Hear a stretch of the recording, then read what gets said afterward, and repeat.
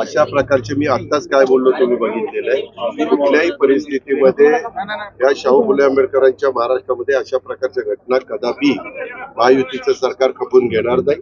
कुणालाही कायदा हातामध्ये घेण्याचा अधिकार दिलेला नाहीये. ही घटना आत्ताच घडलेली आहे तर मी ताबडतोब सीपीशी त्या ठिकाणी बोलतो आणि जे कोणी तिथं सीसीटीव्ही कॅमेऱ्यात किंवा कोणी ते बघितलेले असतील त्यांच्यावर पुढची कडक कारवाई ही करण्याच्या बद्दलच्या सूचना देतो. हे प्रकार अजिबात आपल्या भागामध्ये घडता कामा नये. मधी पण काही बाबतीत कुणावर शाई टाक कुठं काय कर अशा प्रकारच्या घटना घडलेल्या होत्या. ही आपली महाराष्ट्राची परंपरा नाही, ही महाराष्ट्राची संस्कृती नाहीये. ही आपल्याला चव्हाण साहेबांनी जो महाराष्ट्र घडवला किंवा ज्या महाराष्ट्राला सुसंस्कृतपणा दिला तो त्याला या अशा प्रकारच्या घटना काळीमा फासण्याचं काम करतात. दादा कालच्या गोळीबार प्रकरणावरून लक्ष विचलित करण्यासाठी अशा प्रकारे पत्रकारांवर हल्ला करण्यात येते का? असं अजिबात असं कोण करेल? अमृत नोनी आर्थो प्लस, ये एक प्रूवन फॉर्मूला है। इसमें मौजूद नोनी फल के गुण और आयुर्वेदिक जड़ी बूटियाँ शरीर को जरूरी पोषक तत्व देने के साथ साथ हड्डियों और जोड़ों के घिसने, उनमें होने वाले सूजन और दर्द को रोकने में मदद करता है। दर्द मुक्त जीवन के लिए अमृत नोनी ऑर्थो प्लस। तुम्ही असे काहीतरी प्रश्न विचारता, तुम्हाला तो अधिकार आहे तुम्ही काय प्रश्न विचारावा, पण असं कुणाच्या असं मनात येईल असं का तुम्ही विचार करता? निगेटिव्ह विचार करायचं सोडून द्या, निगेटिव्ह प्रश्न विचारायचं सोडून द्या. आपण पॉझिटिव्ह राहू ना. आपण सगळे आज देशाचे पंतप्रधान एवढं त्या ठिकाणी रात्रंदिवस काम करतायत, देशाला पुढे नेण्याचा प्रयत्न करतायत, सतत चांगली भूमिका मांडण्याचा प्रयत्न करतायत. अशा वेळेस आपण पण त्या सकारात्मक विचार करावा असं माझी विनंती. खरं तर पिंपरी चिंचवडमध्ये एक संस्था आहे, शिक्षण संस्था, आणि त्या संस्था चालकानेच आतापर्यंत 7 ते 8 मुलींवर लैंगिक अत्याचार केल्याची अत्यंत धक्कादायक घटना उघडकीस आलेली आहे. त्याच्यावर गुन्हे दाखल झाले, अटक केली. आपल्या महिला आयोगाच्या अध्यक्षा अजूनही या घटनेच्या संदर्भात माहिती घेत नाहीत, घटनास्थळी आलेल्या आहेत. या सगळ्या संदर्भात माझ्या माहितीप्रमाणे त्यांनी ह्याची सगळी माहिती घेतलेली आहे आणि त्याच्यावर कडक कारवाई करण्याच्या सूचना दिलेल्या आहेत. वाटल्यास मी त्याच्याबद्दलचे लेखी पत्र पण आपल्याला दाखवू शकतो. दादा तुमचे जे समर्थक आहेत इंदापूरमध्ये वीर धवल जे आहेत त्यांनी या ठिकाणी मागणी केली आहे की सुनेत्रा वहिनींना बारामतीच्या लोकसभेची काही माहिती नसतं. तुम्ही पत्रकार आहे म्हणून तुम्हाला मी रिस्पेक्ट देतो.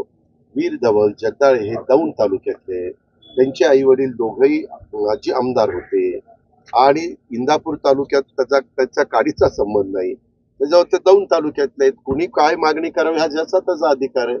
शेवटी पक्ष त्याच्याबद्दलचा निर्णय कुणाला उमेदवारी द्यायची तर की त्या संदर्भामध्ये राज्याचे मुख्यमंत्री एकनाथराव शिंदे साहेबांनी सुरुवातीपासून बारकाईनं लक्ष घातलेलं आहे. त्यांनी मागे छत्रपती शिवाजी महाराजांची शपथ पण घेऊन दसऱ्याच्या शुभमुहूर्तावर सांगितलेलं आहे. पूर्ण यंत्रणा त्यांनी कामाला लावलेली आहे. हे सगळं काम चालू आहे. आज भरपूर उद्घाटन झाली, नुसती उद्घाटन नाही झाली, भूमिपूजन झाली, लोकार्पण झाली आणि उद्घाटन झाले. शहरात वारंवार अनेक मोठ्या घटना घडतात. अजूनही बन हॉस्पिटल झालेलं नाहीये. आज आनंदीत देखील झालं विचारून. आज आपण सकाळी आयुक्तांना घेऊन जवळपास 350 कोटी रुपयाच्या वेगवेगळ्या प्रकारचं फायर ब्रिगेडच्या छोटी वाहनं, मधली वाहनं, मोठी वाहनं, 70 मीटर पर्यंत 70 मजल्यापर्यंत ते फायर ब्रिगेडच्या शिड्या पोहोचू शकतील अशा प्रकारची 14 कोटी रुपयाची वाहनं असं सगळं घेण्याचं नियोजन केलेलं आहे. आपल्या इथं पुण्यामध्ये सूर्या हॉस्पिटल हे बर्निंगच्या केसेस आल्या तर तिथं होतं. आपल्याही दवाखान्यामध्ये वेगवेगळे दवाखाने YCM असतील, जळगावचा असेल, भोसरीचा असेल, असे वेगवेगळ्या दवाखान्यात वेगवेगळ्या सुविधा आपण देतोय. त्या संदर्भामध्ये सुविधा खास नुसतं बर्न झालेल्यांचं हॉस्पिटल म्हणून नाही, परंतु हॉस्पिटलमध्ये हा विभाग हा आपण दिलेला आहे. तो अधिक सक्षम करण्याचं सूचना देण्यात. महापालिका 550 कोटीचं कर्ज घेत आहे विकास कामासाठी, हे आवश्यक आहे का?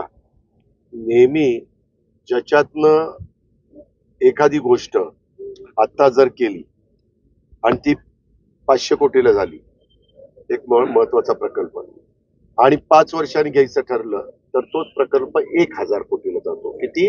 1000 कोटीला. जर आता आम्ही पण सरकार चालवतो, केंद्र सरकार मोदी साहेब चालवतात, मी अर्थमंत्री म्हणून तुमचा जवळपास 7-7 वर्ष काम करतोय. त्याच्यामुळे आम्ही देखील उद्याच्याला समृद्धी महामार्ग आहे. 45,000 कोटीचं आपण त्याच्यात पैसे उभे केले. काही कर्ज रूपाने केले, काही आपण वेगवेगळ्या गव्हर्नमेंटच्याच असणाऱ्या संस्थांमधनं घेतले आणि तो समृद्धी मार्ग झाला. तो आत्ता करायचं म्हणलं तर कितीचा झाला असता? 1,00,000 कोटीचा. तो झाल्यावर त्याच्यातनं रिटर्न सुरू झाले टोलच्या निमित्तानं. आपला पुणे मुंबई एक्सप्रेस हायवे आम्ही 2000 साली सुरू केला. त्याच्यातनं त्या रोडची जेवढी किंमत आहे त्याच्यापेक्षा कितीतरी पटीनं रिटर्न्स आपल्याला रस्ते विकास महामंडळाला मिळाले. परंतु आपण त्याच्यातनं दुसरे रस्ते करण्याचा प्रयत्न केलेला आहे. तेव्हा असे काही कामं असतात की त्याच्यातून आपण ती कामं आत्ता जर करून घेतली तर ती रिझनेबल दरामध्ये होतात.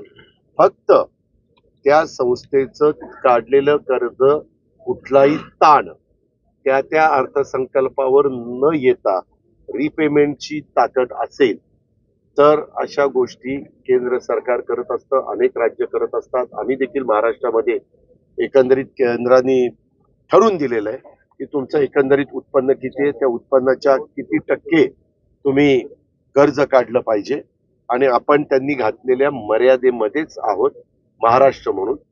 महाराष्ट्राचं उत्पन्न आता महाराष्ट्राचं बजेट 6,00,000 कोटीपर्यंतचं जातं. आमचं जीएसटीचं उत्पन्न आमचं म्हणजे आपल्या सगळ्यांचं 2,00,000 कोटीच्या पुढे त्या ठिकाणी जातं जीएसटीचं उत्पन्न. त्या सगळ्या गोष्टी आहेत.